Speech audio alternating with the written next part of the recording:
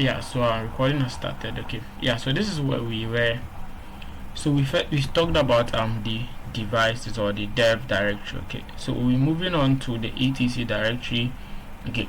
This actually has something similar to these folders in Windows here. So in Windows, whenever you get an application, right, and then you install the application, there are a couple of locations your application automatically will choose to install itself or actually extract itself to, which is mostly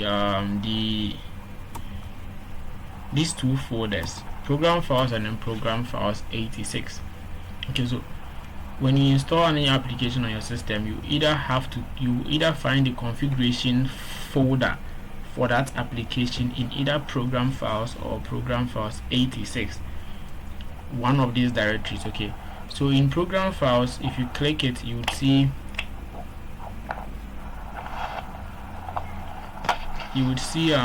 these things here, and then in program files x86 you would also see some as well there. So when you come to 86, you'll be able to see some also here. Okay, now these two folders that contains whatever you have, like whatever configuration for the application you are having, right, is equivalent to the etc directory in Linux. So in Linux, whenever you install an application on the Linux system, the executable part, which is the binary, gets sent to either bin, sbin, depending on how it's going to affect the system, or usr bin or usr sbin. Then the configuration folder, which is actually the folder that enables you to make certain changes to the application, will be found inside the etc directory here. Okay, so whenever you open the etc directory, you will find folders relating to applications, as well as certain system files too as well. So for instance, you can find files like the password file or the passwd file, the cron tab file, the shadow file, which we'll also talk about all of them and then what they do in the Linux system. Okay, so aside these files, which are also very important in the system, you would find these folders that contains configuration files for other applications. So for instance, if you look at a service like SSH that has been installed on the system, SSH has its own folder here, which we can have a look at, and then we can see SSH config and sshd config.d. So these are the configuration folders for the SSH service that has been installed on this system. Okay, yeah, that is what the etc directory houses on the Linux system for us. Any question on etc? So bin, sbin, usr bin, usr sbin, boot, and then dev. Any question? Boss, Yeah, Yeah. sorry, but seems your voice boss, is low. We can't hear it. boss. Yeah, is it okay now? Is my voice okay now? Boss, Yeah, it's okay now. Yeah, yeah. I'm hearing someone saying boss, boss. Yes, I want to. Let me hear you. yeah, please, your voice is low. Okay, so you didn't hear anything I said about the etc directory. No, I didn't hear No, anything. please. Oh, okay. So probably let me just take it again. So, okay. So let me just take it again. Okay. So I was saying that. Can you hear me now? Yes, please. Please, you should maximize it a little bit. Like, is it okay now? Yes, it's okay now. Okay. So I was saying that this etc directory is equivalent to these two folders here. Okay, in Windows. So in Windows, whenever you install any application, right, you would either find the configuration files of that application located at either program files or program files x86, depending on the architecture of the application you are installing. Okay, so you either find it here or here. So for instance, when we checked the properties of hashcalc, we realized that hashcalc was installed here.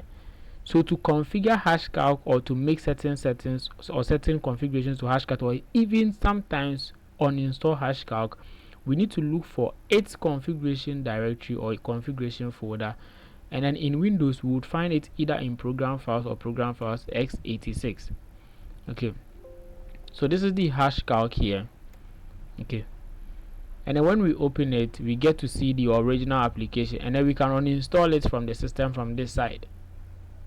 Now those two folders contains the configuration folders or configuration files of applications installed on our Windows system, and then the equivalent of them in the Linux system is the etc directory, the etc folder here.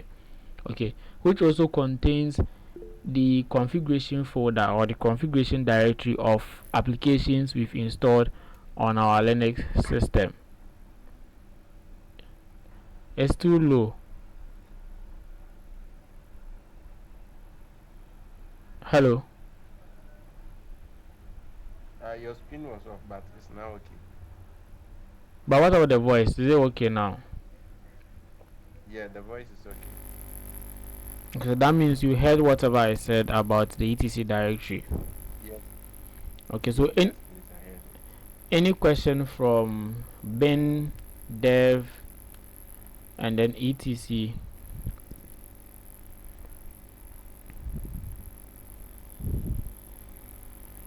If there is no question, I have a couple of questions. Okay, so my first question is you install an application on your system, okay, and then you want to be able to execute it from the command line. Which of the Linux directories in the Linux file system would you place, or would you think the executable of that application would be stored in? You have installed an application in your system, but you want to execute it from the command line. Okay, so which of the folders in the Linux file system do you think, or would you put that executable file or folder? That file. Okay, so we have a JJO. Which of them would you suggest or would you inspect? etc. etc. Okay, Fatima.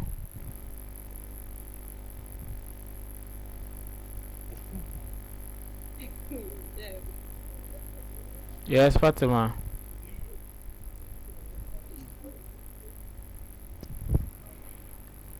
Fatima, which of the folders? Okay, Fatima also says etc. What about Georgina?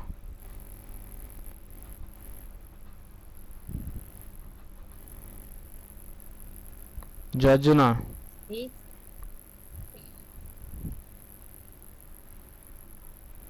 Yeah, Georgina, what's your answer?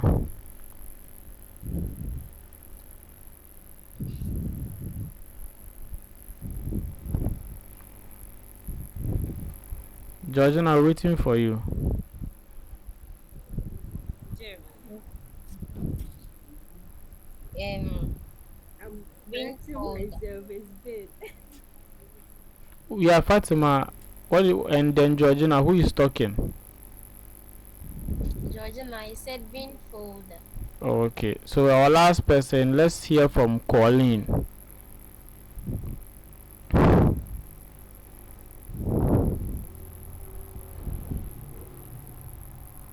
Colleen Ampabwa. Hello. Yeah, Colleen. Anya Colleen. Yes.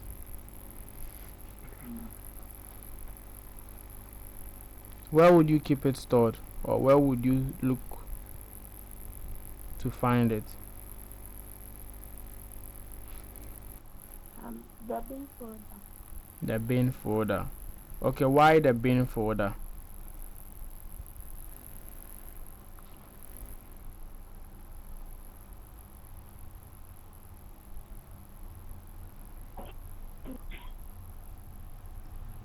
Why the bin folder? I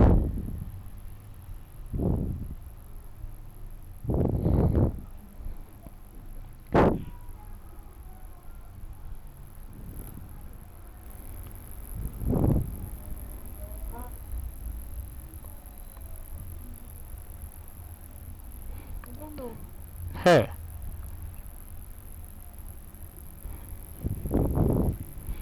Okay. Yes, Georgina, why the bin folder? Okay. Because the bin folder used to store and execution of binary and folders. Yeah, you said something like that.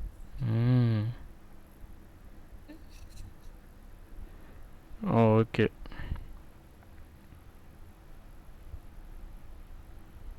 All right. So yeah. So it's basically the bin folder. Okay, because the bin folder, it's not actually okay. So not actually the bin folder though. It could be in any folder, but the ones that contains executables, or let's call them binaries, are mostly the bin folder, user bin, or sbin, or user sbin. Okay, so these are the 4 directories that by default would contain binaries, but any other folder can contain binaries. But for you to be able to execute them from the command line, you still have to do a couple of things before you can be able to execute them from the command line. Okay, so probably maybe in the course of our class we would see how to put executables in other locations and then execute them from the command line without having to put them inside bin or sbin.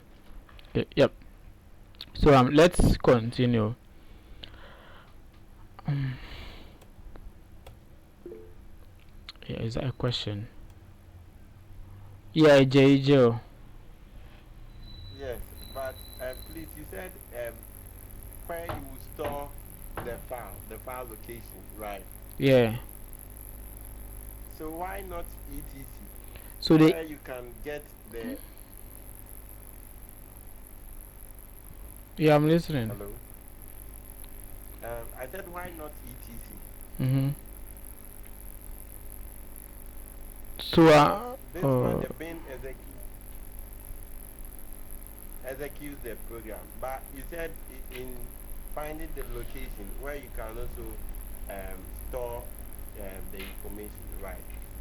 no, so the question was, you installed the application and then you want to know either which folder you would put the executable so that you can run it from the command line. Okay. I thought to find the location. Oh no.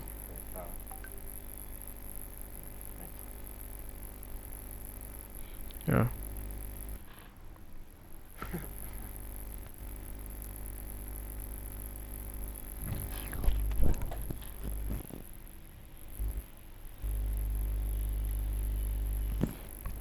Alright, so let's continue. So we've treated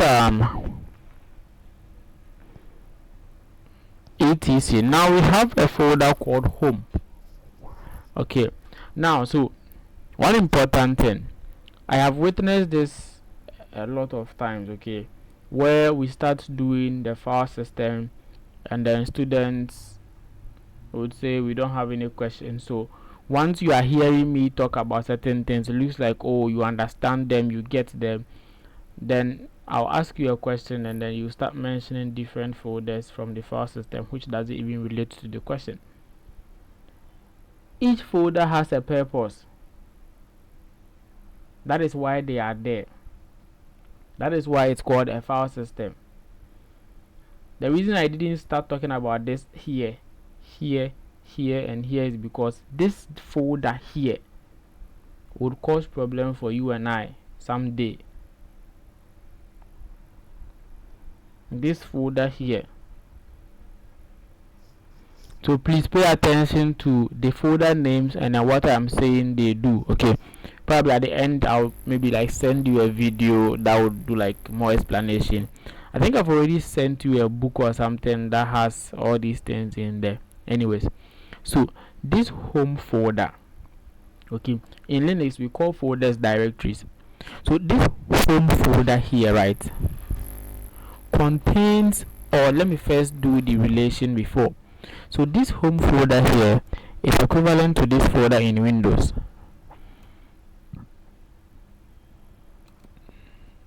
To this folder in Windows users. Now this folder in Windows, or the users folder in Windows here, just contains a folder that actually relates to any user or users on a system.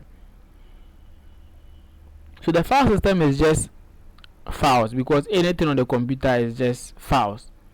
Okay, so the user folder that we are seeing just contains a user folder, or let's say a particular user's folder.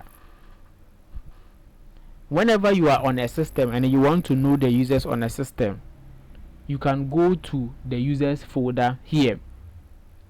That is on a Windows system. If you want to know how many users are on this system, or what are the name of the users on this system, you can come to this PC, local disk C, users, and you would see all the users listed here.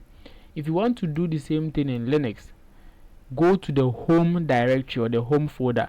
This is the folder that would actually contain the users home folders, or each users folder will be contained inside the home folder from the file system. This is home. This is a particular users folder. So if I have 10 users, and can remember Hanum saying I would see 10 users or 10 folders here.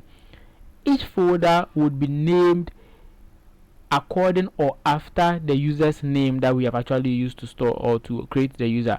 So if I create a user called Georgina, we would see a folder here called Georgina. So every user piano, the folder that relates to that user, okay, can be found inside the home directory of the Linux file system.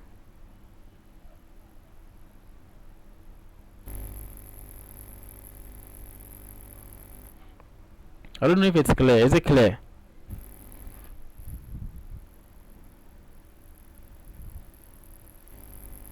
Is it clear?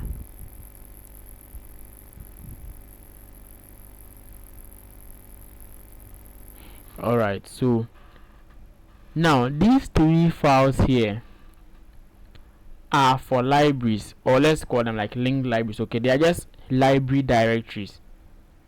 Now, so libraries are special maybe files that other applications on the system would need to perform specific functions or to perform extra functions, just like you are maybe learning, right?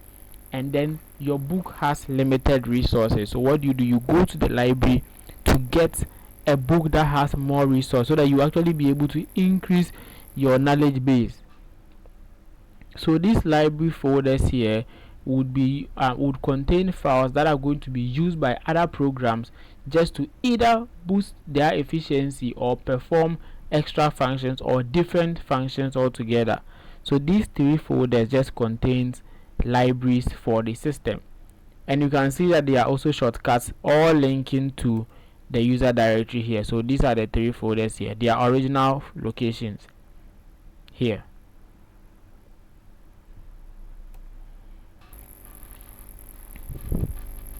Any question on bin, boot, dev, etc, home, lib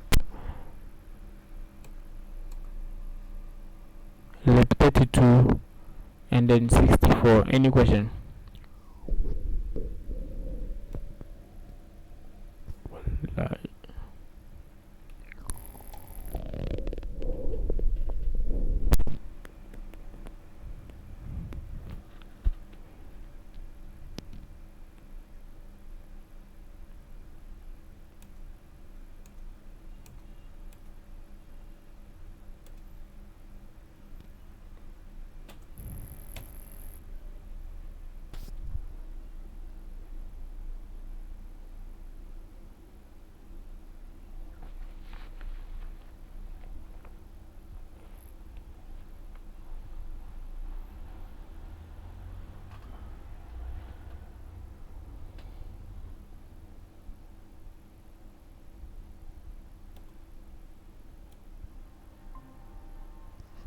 Alright, so I'm back.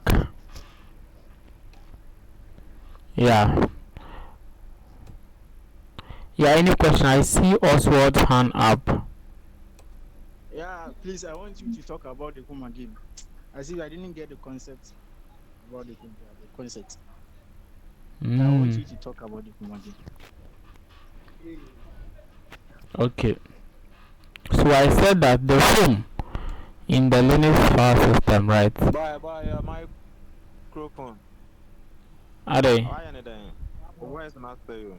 Are they? We faint. Faint. As in a macra. A macra. A macra another thing. But I'm also okay to the more you faint about the cousin.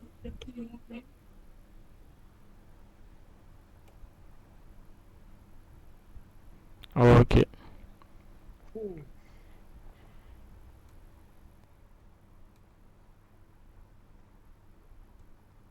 Hello. Yeah, we can hear you. Okay now. Yeah. Or you are managing? Yeah, okay. Okay.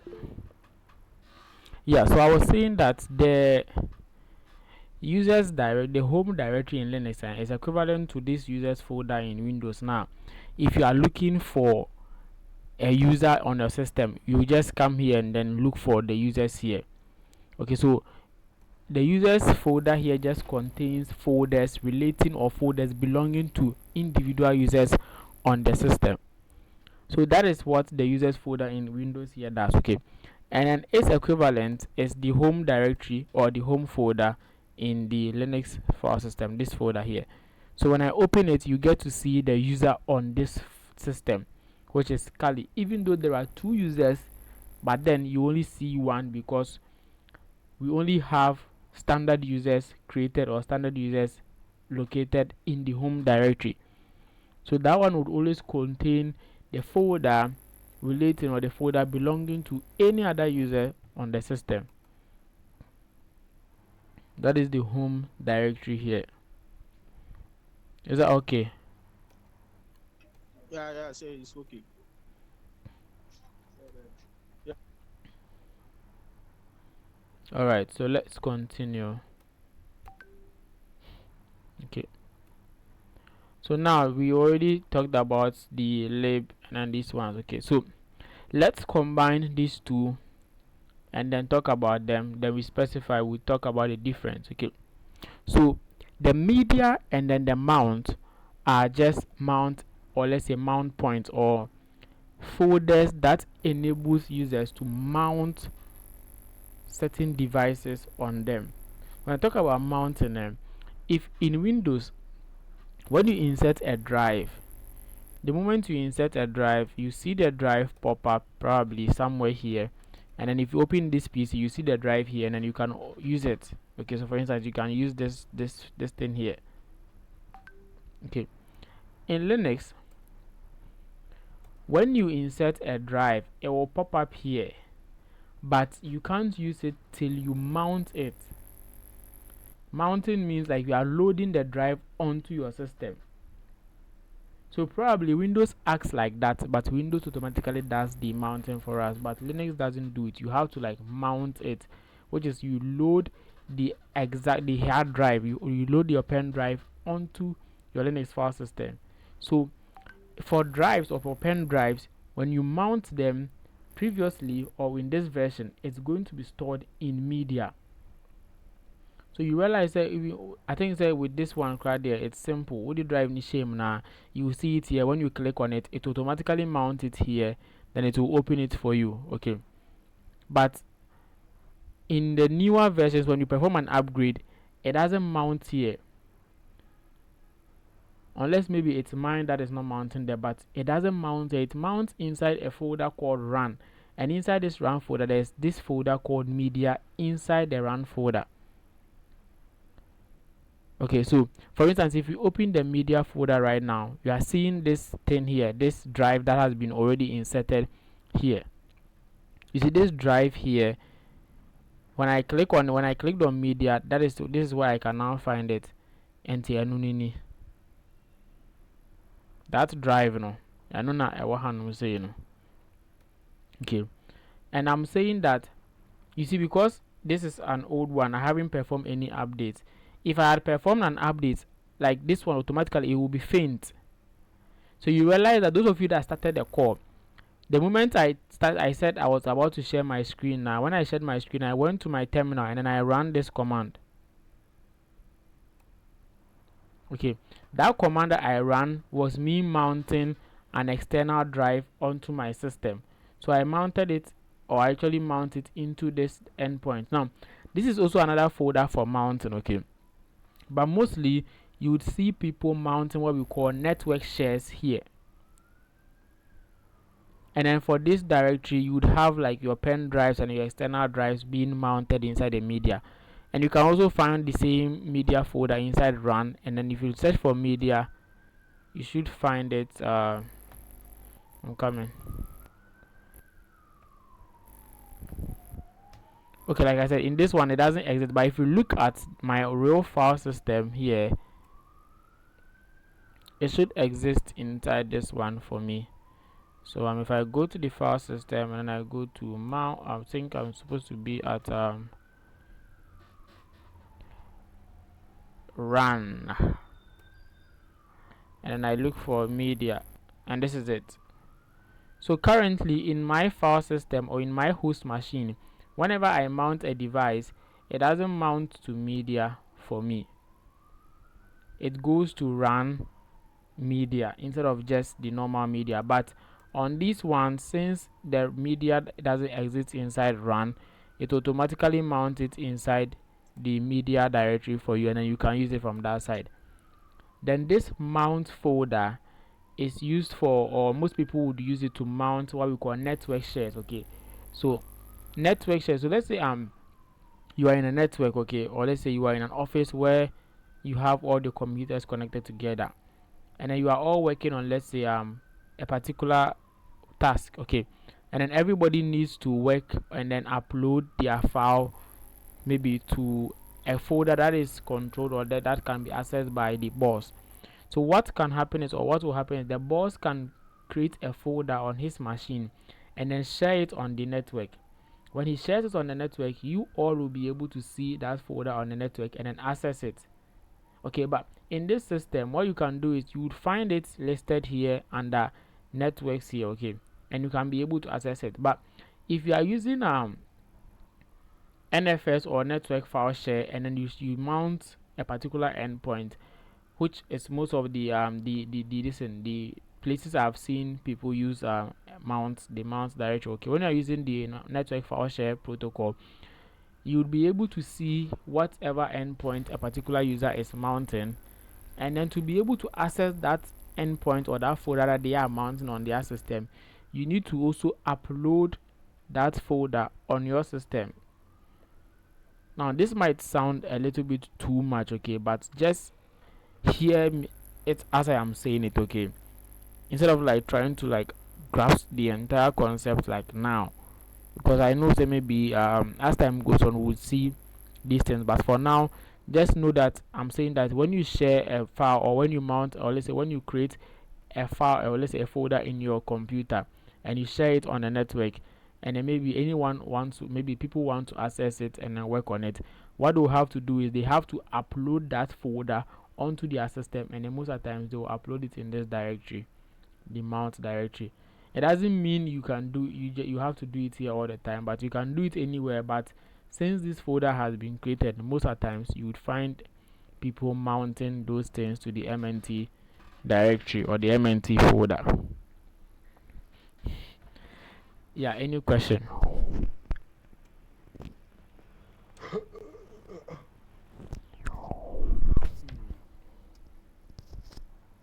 Any question?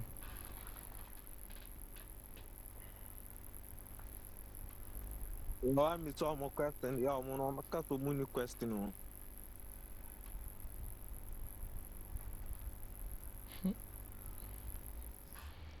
My questions will come. Yeah, better test on this one, so that one there.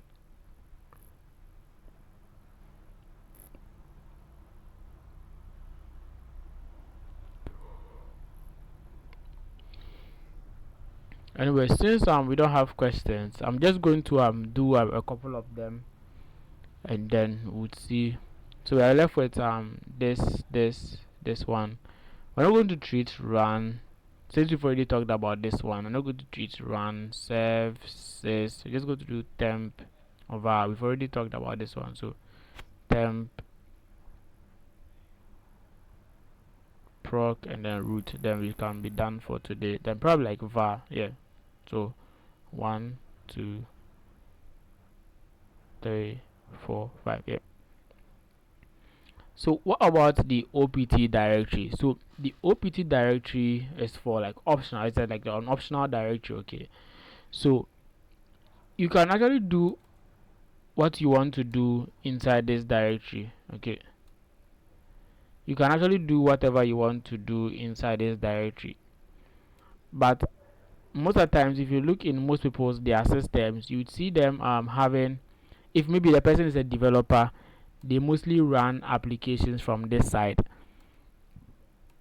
because it looks like you can run the application from bin boot. You can run it, but why are you running an application from the bin directory, the boot directory, dev etc home?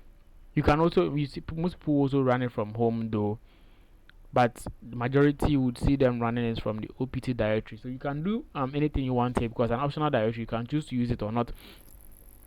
And you would see other people storing their tools also there. So for instance, if you are maybe into any form of field in cybersecurity, once you are learning and then you are picking up certain tools online and then creating your tools, you end up seeing most people storing their tools inside the OPT directory. So whenever they need them, they just go to OPT direct and then they pick it up from there.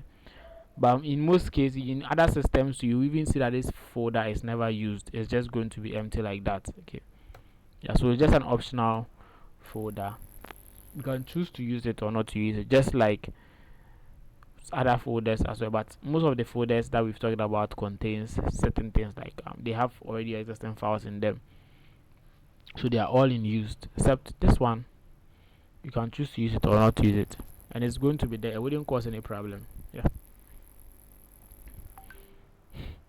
Then we have PROC, which this is a proc directory. Now this proc directory, and let's call it process directory. So what does this directory do? What this directory does is it's not actually a place for you to work in, because I mean it doesn't belong to you, as in like it's something you'll be able to work in, like it's yours or something. Okay, now this keeps track of running processes. So any process that is running on your system, the moment the process starts, a folder with the process that has started, any process that starts on your system, whether Linux or Windows, has what we call a process ID. So anytime you start a process, a folder will be created inside this proc directory, and then the name of that folder would be the process ID of the process that has been started, and will be stored here. And then whatever you do or whatever thing the process does will be stored inside that folder. So immediately the process ends, that folder gets deleted. That is the job of this proc file. Okay, this proc folder. So you realize I have the file explorer open. Okay, and now this thing here is just like the, I think, task manager or something, yeah, on Microsoft Windows. Okay, so when I click on it, it's going to open like my task manager on this system for me. Okay, and just like we can do in Windows, we can just terminate a particular process.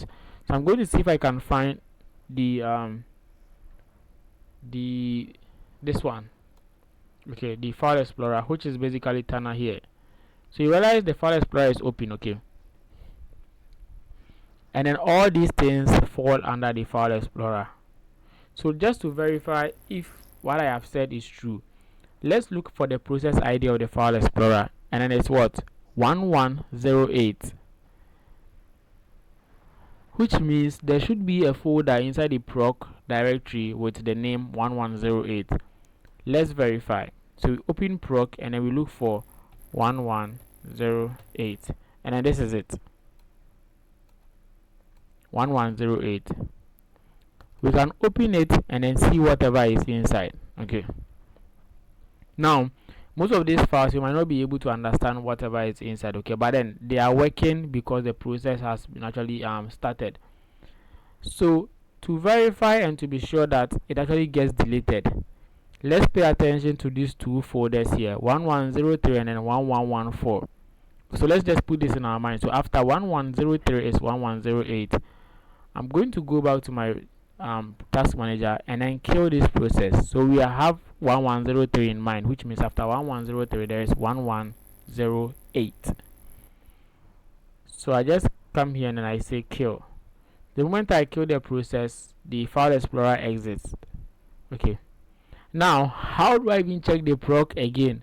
I still have to open the file explorer, but this time there is no going to be 1108, which means I think anytime we open the file explorer or any application, the process ID should change. Let's just verify and see the process ID change. Now you see the process ID is now 38399. So when we go here and then we go to the file system, then we navigate to proc and we search for 1103. You realize there's 1110 and there is 1114, but there is no 1108. Why? Because that process has already been terminated. So the folder for that process has been deleted, and now a new folder has been created for this process with the name 38399, which we can search for it here. So 38399, and then this is it. So if we kill this process too, that folder will be deleted. So the proc is just keeping track of running processes on the system. Okay. Yeah. Then we have the root folder here. Okay. Now this root folder, like, remember I told you there are two users on the system, but we only found one here. And I said that this place is for normal or standard users. So the home directory contains the folder for normal or standard users. Now the root directory, who is the administrator of the file, or that is the system, has their folder stored at the root of the file system. The root of the file system is what we are talking about here, which is equivalent to what? /. So anytime I click here, you see it's /. So in Linux, the root of the file system is depicted with the / sign, and then every other thing would follow the /. That is if it's at the beginning of the file system. And then the root user, who is actually the super user or the administrator of the system, has his folder stored in the root of the file system with its name called root. The X you are seeing here just tells you that you don't have the necessary permissions to even open this folder. So when we try opening it, we would get something that says permission denied. So that tells us that we don't have permissions to access that file or folder. Okay. Yeah, so like I said, so we've done this. I said we wouldn't do this. So we are going to treat temp and then var, and then we should be done. Now temp directory is just a folder for temporary file storage or for temporary processes. So just like the proc directory creating folder for processes, the temp folder is also created, and then certain temporary files or folders are created here by certain processes. At the same time too, you find people starting certain things or setting up certain things at the temp directory. Now mind you, don't download any file and then put inside the temp directory, because the moment you perform a restart, this folder gets wiped.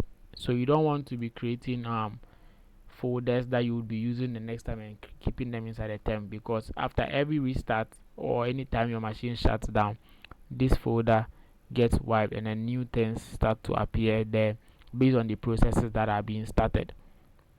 Okay, yeah. Then we have the var, which is basically like for variable or let's just call it like a variable folder. It contains a whole lot of things like logs, email, let's say temporary email files. Okay, so we have like backups.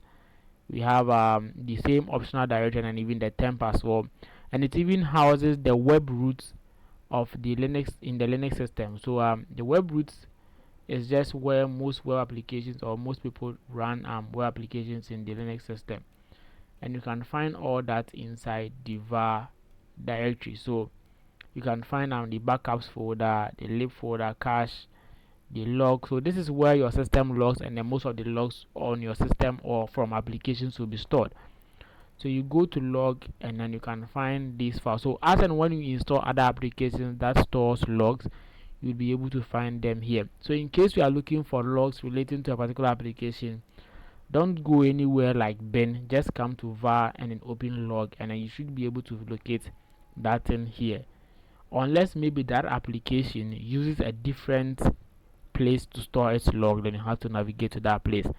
And then for mail files as well too, you can find them here if there are any files being sent or being saved that are like basically mail files. Okay, then this is the web root directory.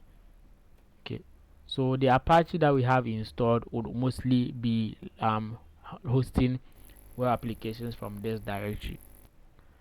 Alright, so it looks like we've done most of them for today. Any question?